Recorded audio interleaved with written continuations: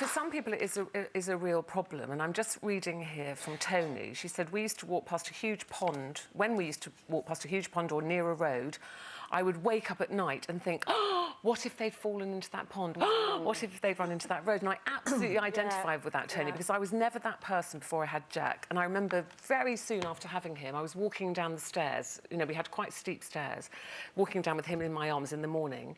And I suddenly thought, gosh, what if I tripped on my dressing gown now and I fell and I dropped him? And it was almost like I could see a film. I could actually play it before your out. very It was eyes, awful. yeah. Before my very eyes, I would see that scenario. Him tumbling, me falling on top and thinking I'd killed him. And I remember distinctly going down the high street, which was going downhill, and coming up was this huge cement lorry. I can hear it now, like rumbling up.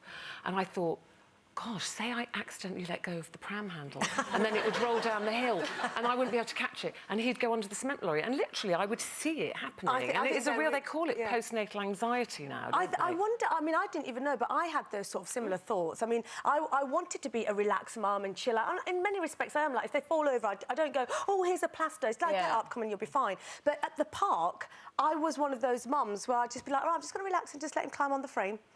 I'm just going to relax, and I'm just going to relax, and then I literally, like you say, visualise them falling, me taking them to A&E.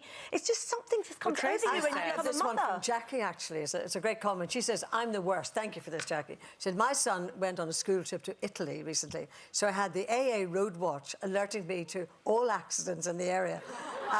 On all the news, in case the plane crashed, in case the avalanche actually happened.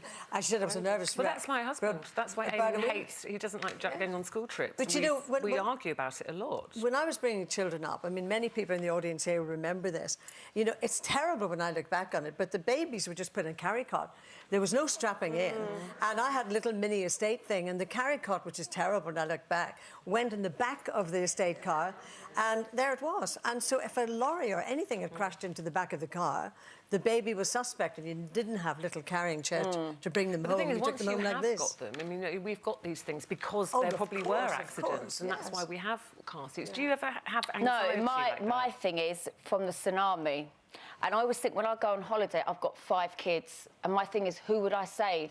Because they can't all cling on to me. That always goes. It's true though. Like in any situation. Have you seen that film? Have you seen I have, yeah. And it's like, who would you save? Would you get them all onto you? And then we got a horrible. hot tub in our last house, and I didn't want it. I was really worried about it. And Eamon's going, Jack's not going to get in. It's got a lock. He's too little anyway. And I woke up. I dreamt that he had got, you know, that I'd come out. I was looking for him, and then it was like a film, you know. And I saw the lid of the hot tub a bit open, and I went, and there he was floating, and I woke myself up. It's making me anxious. Shouting at Eamon, I told you we didn't have that hot tub. And he had to kind of shake me and go, it's not true. You're dreaming. But the thing is, all what we've said does happen. Yeah. And also Tracy with dreams. says it gets so awful because it actually stops you enjoying your children because you're risk assessing everything. It's an absolute nightmare. She says, I've had CBT, which is cognitive behavioural therapy for it. It's got so bad. But I still dream to this day. It's a nightmare, really, that I've left a baby in a room and haven't fed it.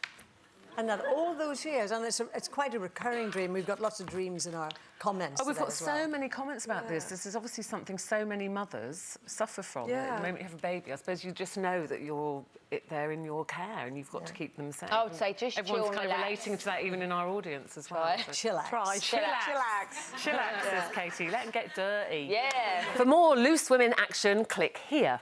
And I'd subscribe if I were you. It's totally free, and it means you'll be kept up to date with new videos and exclusive YouTube content.